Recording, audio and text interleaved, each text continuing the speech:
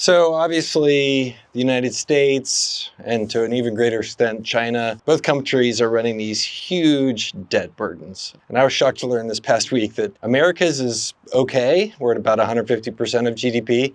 The Chinese are at 200% of GDP. Just kind of crazy numbers. This is kind of a tale of two countries. I'm glad I live in America because we at least have the dollar standard to fall back on, which means the government can go and print more money. The Chinese, to some extent, have pegged their currency to the United States. But, I think as I've watched this week as a small business owner and seen the new Republican bill for the big, beautiful bill that's coming out of Congress, it's clear that that bill does two things. Well, three things, really. The third thing is it does a bunch of kind of, political theater stuff around needs and wants around freedom and gun control and all this kind of stuff. But anyway, we don't have to worry about any of that stuff. What matters is this bill basically does two things. Spending goes up and taxes go down, which is a very typical kind of just holdover from the 2017 Trump tax cuts. And they're just trying to make them permanent. We'll see what happens in the next couple of weeks. But I think this bill totally tells us what is politically tenable in the United States right now, which is austerity is not politically tenable. It's not going to happen. If you just sit down and do the math, the way to balance the budget and the way to deal with all of that and to start paying down the national debt, et cetera, it requires austerity, which is like reducing entitlements, which is the big chunk that nobody wants to touch because it's a third rail with older voters, and they're the people that are keeping these people in office, and other stuff that's like not interesting, like the military. Like we're going to have the biggest military budget potentially in history this year.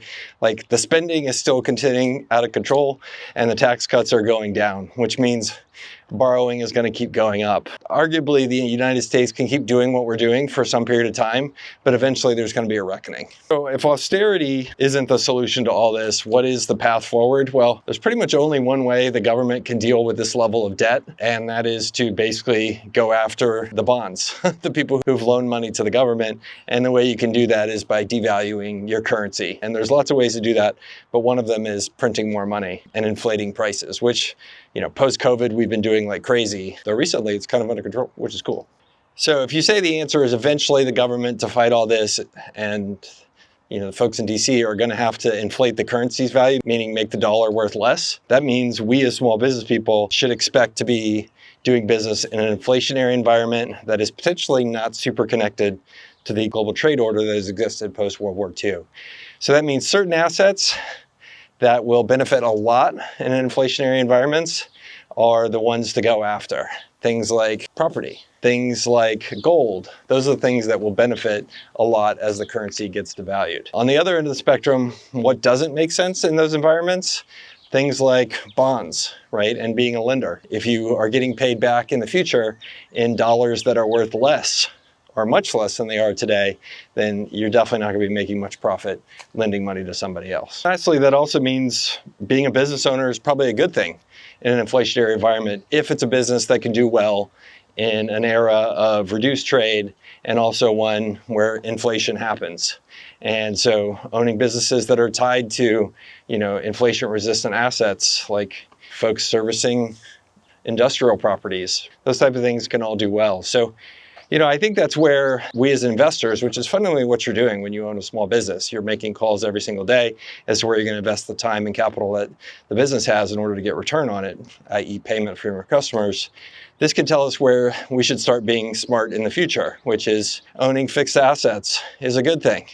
Owning assets that benefit from inflation is a good thing, gold and stuff like that. And then secondarily, like long-term borrowing is potentially a good thing for businesses. So if you can use leverage to buy things that are inflation resistant or benefit from inflation, like property and that type of appreciating assets, like it's a good thing. And if you can use debt to do that, meaning you're on the other side of the trade where lending is not going to be a great business in the future due to inflation, you can go that direction. I think there's a caveat to that though, which is like if you're going to do borrowing, like interest rates will have to go up and stay up over time.